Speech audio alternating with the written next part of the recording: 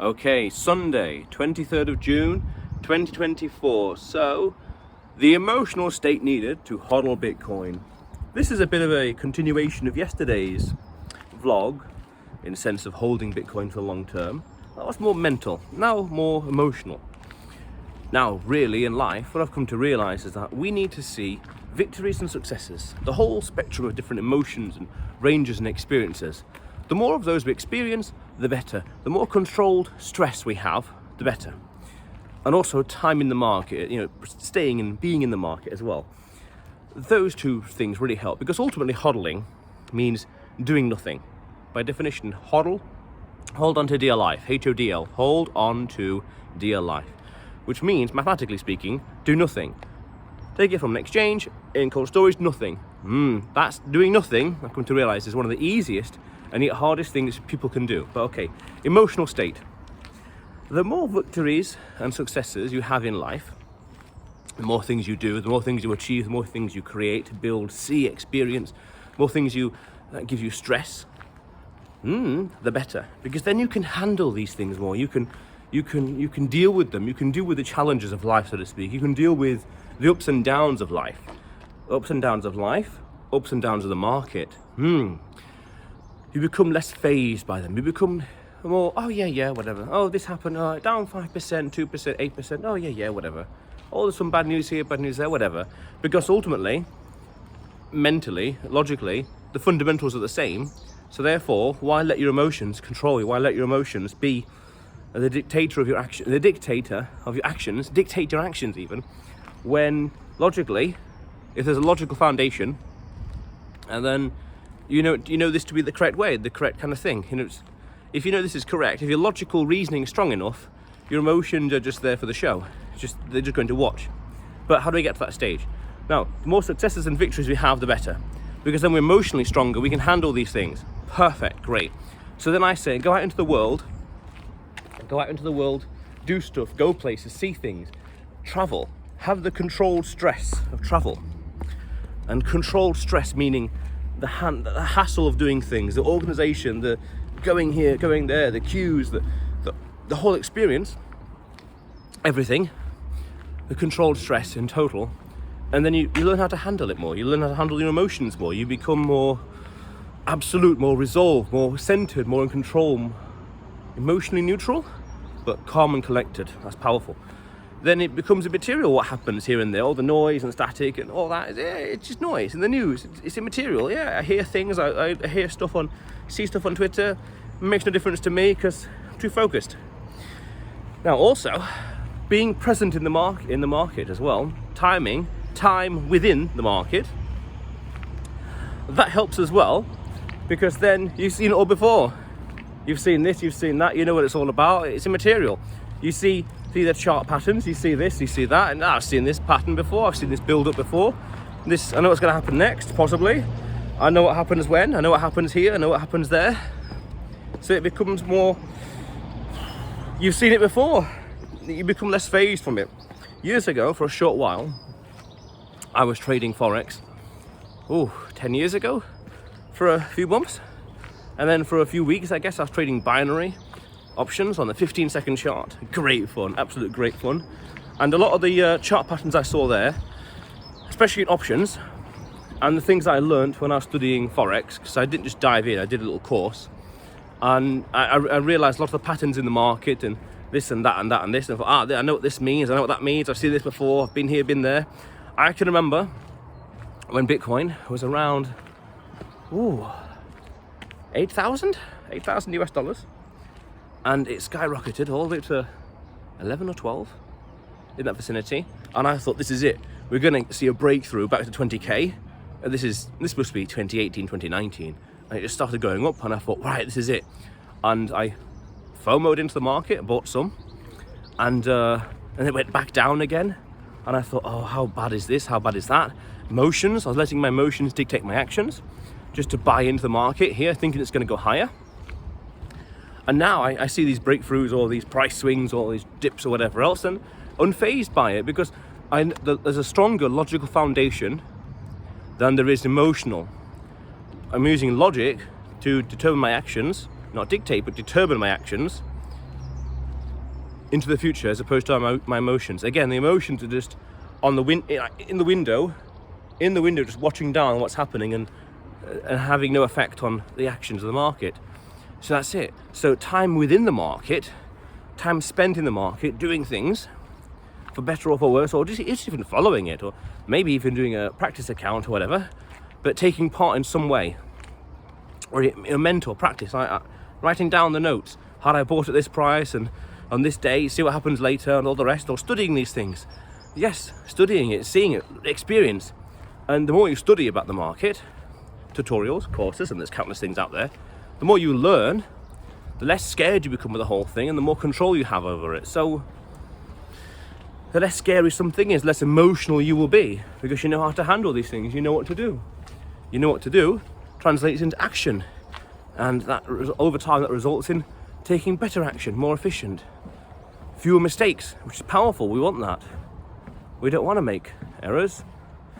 Now, can I go this way? I don't think so. No, they go around. So yes, so it's time within the market, perfect, and doing stuff, going out into the world, doing scary, adventurous things. In the next few months, I'll be going to Ecuador and El Salvador. And people say, oh, it's scary, it's dangerous, whatever else. Fine, it may be. But I've come to realise, and this is a little off topic, what's reported or said online, rumours or stereotypes, have some basis, don't get me wrong, that's what a stereotype is. But the more you learn, the more you understand that that's not exactly true. It could be true 5%, 10%, 20% of the time, the critical mass. Otherwise it wouldn't be a stereotype. But the key here is keep learning. I need to start jumping into ChatGPT to do a lot of research on these places. Loads of pages of things to do, places to go, things to do, things to eat, drinks to try, things like that. And videos to record as well, for business and for this vlog. So the more you learn, the more you're prepared. The more prepared you are, the less scary it is. So the more you learn about the market and the dynamics, and more blogs and vlogs you listen to and podcasts and people's opinions you listen to, the less scary the whole thing becomes. Now what does that mean? It means your emotions take a back seat. You learn more, you can take action better. You know what to do. The heart gets under control. Again, why worry about the short-term volatility when you know the long-term fundamentals? Because understand principally, price is what you pay, value is what you get. That's a nice quote from Warren. The value doesn't change, the code doesn't change, logically speaking. What does change is the pricing. And then you look at the charts. Oh yeah, that's the other thing. Always, when in doubt, zoom out, but also let the charts guide your decision what to do. And the logarithmic chart, the rainbow chart, and as I said yesterday, the 200-week moving average chart, and the hash rate, things like that. Fundamentals. Once you have a strong grasp of the fundamentals, and you understand the logic behind it, you understand the tech, the adoption, the game theory and beyond, it becomes easier because you know how to handle yourself. Especially combine that with getting out your comfort zone, doing stuff, going places, and how to handle the market in general, because you spent so much time in it, it becomes exponentially easier.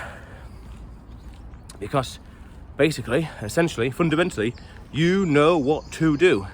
You know what not to do. You know when not to do it, and other combinations of that. So it's powerful. So the more you learn, yes, the more you earn, and the more powerful, more strong you become in the market. So it's a vicious feedback loop when you think about it in that sense. And things just get easier and easier, fun and fun, because you know what to do, you know what mistakes to avoid, things like that. So it's great fun, really. So the emotional state is something you'll develop. It's not really something you can just buy or just be given. It takes time. You've got to think, plan, strategize, learn. It's an ongoing process. It's beautiful, really, because you just become a better, wiser, smarter, faster person. And that's powerful. That's powerful. You grow as an individual. You grow here. Yes, this grows as well, and that's very important. But also you want to grow here. And in life, fundamentally, that's priceless. And the more we grow here and there, the better. Then you become more of what's called a Renaissance man. But this is going way off topic now, because the more you understand about the world, the logic and psychology as well, the logic of reality, the maths, the science, the physics. Oh, a nice boat here. Where is it? Oh, here we are. Nice. The more you understand about the world, the maths, logic, finance, fallacies, logical fallacies, you name it, and psychology, praxeology and beyond, the more you can also predict the future, basically, to put it simply. The more you can predict what will happen. And that gives you a level of determination and conviction, which spills down into here, because you know what to do. You know what to do, you know what not to do, and then you go out and do it. Powerful. Absolutely priceless. Yeah. And you grow. Learn more about the world. Learn more. And it all comes together and all pieces together, and that amplifies confidence, that amplifies strength, will. There we are, other side of the gate. Not bad. There we are, it's that boat. Very nice. Nice sunny day. That amplifies your strength, your confidence, your character.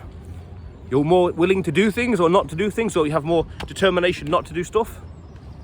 You grow, you know the rest. And that's powerful. And that spills into your decisions, and that spills into your conviction, and that spills into your ability. And then you can say, right, I'm going to buy X or Y or Z. I'm going to hodl. And something's happening here. You're going to hodl, you're going to buy, whatever else. And you know what the future holds, because you understand so much of the dynamics, the fundamentals, the first principles, the tech, the adoption cycle, what's happening in the market, whatever else. I mean, the actual wider economy, the El Salvador, for example, what's happening, and you let that support be the foundation of your emotions, and then you act. You go into the world and you do stuff. Powerful. So the emotional state comes from expanding comfort zone, doing stuff, but also knowing a lot here. So it's powerful. Yeah. Onwards and upwards in life.